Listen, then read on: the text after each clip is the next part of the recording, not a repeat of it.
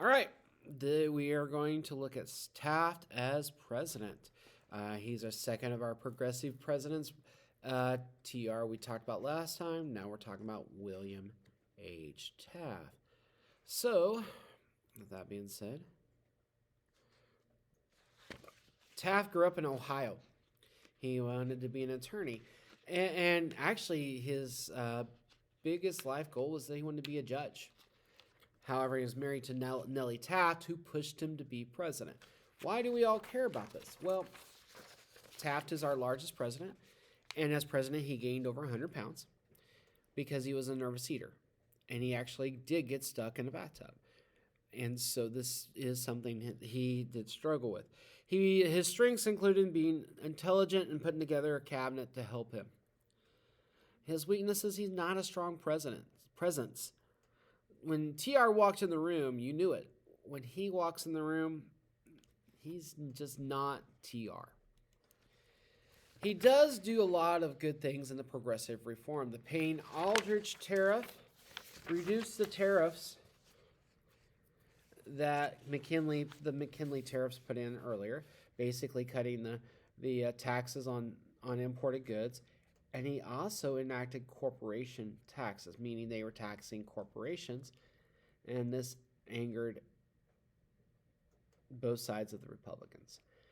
All right, so the Payne-Aldrich reduces taxes, enacted corporate taxes. Mann-Elkins Act extends Interstate Commerce Commission to telecommunications industry, where we start regulating telephones. The Postal Savings Bank systems brought savings accounts through the post office. He did fight big business also. He fought United States versus American Tobacco Company, and they split that into 4 companies. Here is Rockefeller. Standard Oil Company versus United States under Taft. That court case breaks Standard Oil into different companies, and they fought against each other, which made Rockefeller one of the richest men ever to live. Now, do note that this is a question on the test. Last time we talked about how Roosevelt appointed Pinchot as chief forester, and we talked about how Roosevelt really spent some time trying to preserve the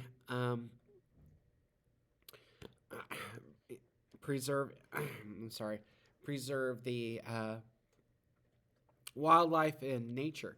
Well, Taft appoints Bollinger, and he's the guy on the left, Bollinger, as head of the Interior.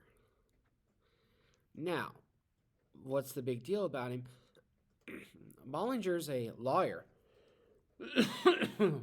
and pro-business. Those lands that Roosevelt sought to protect, he gave to businesses. They accuse Bollinger of improperly giving private money company rights in Alaska to private people, pro-business. Pinchot steps up, and remember, Pinchot's the chief forester. He's the one who's in charge of all of the forest and trying to protect the forest. He steps up and he says, "Hey, this is wrong." And Taft dismisses him, fires him. This splits the GOP. And this is the beginning of the failed relationship between Roosevelt and Taft.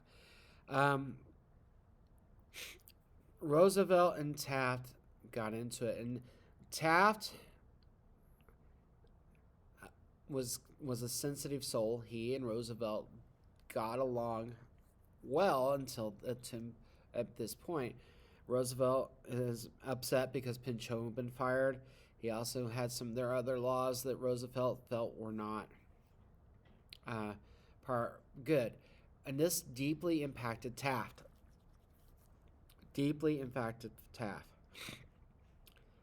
And there's a presidential run. Roosevelt decides to run as a member of the Progressive Party, otherwise known as the Bull Moose Party. The Bull Moose Party is the progressive element of the Republican Party. When they want to change and they want to kind of keep big business in check. And be honest with you, Republicans are more big business. We go back to the William McKinley's election. McKinley was funded by Carnegie, J.P. Morgan, and Rockefeller. Well, and when Roosevelt ran, they just put him somewhere because they thought he'd be safe. McKinley dies, Roosevelt becomes president. So you have the progressive part, and then you have the pro-business part. Roosevelt runs for president again, and it looks, but once the party looks like it's going to support Taft, Roosevelt splits and joins the Progressive Bull Moose Party. And he comes up with a new nationalism. And guys, realize this is 1912, okay? 110 and some odd years later, he's advocating for a nationwide health service, social insurance for the old, and minimum wage. All two of those three, so that's social insurance, Medicare, Medicaid, Medicare's for the older, and minimum wage. All these come about, well, Medicare doesn't come about till 1960s. Minimum wage comes about in the 1930s, and National Health Service is still debated 100 years later. And some other ideas, women's suffrage, women's right to vote. They don't get the right to vote till later on in the decade. And the direct election of senators.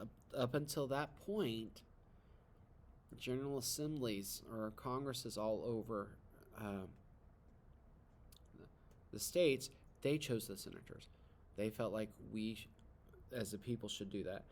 Primary elections is another one, to make it more fair for other candidates to get their party's nomination. In Missouri, in August, we have our primaries. We choose, of all the Republicans that are running for an office, or Democrats who are running for an office, we go in and say, I am a Democrat. I am a Republican.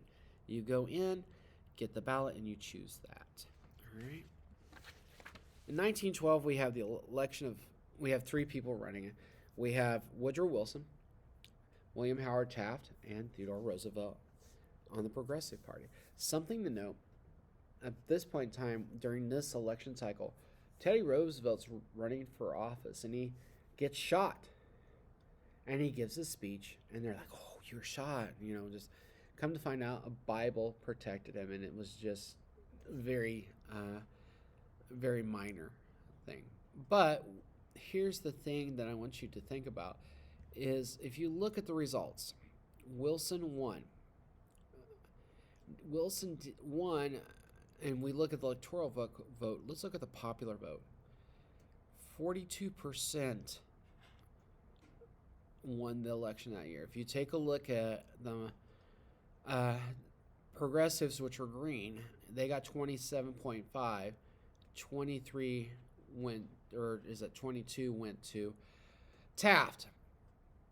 What happens, guys, if you take a look, the Republicans, if they hadn't split, would have won with 50% of the vote. But because it's split, Wilson wins. This is the influence of a third party. All right? This is an influence of the third party.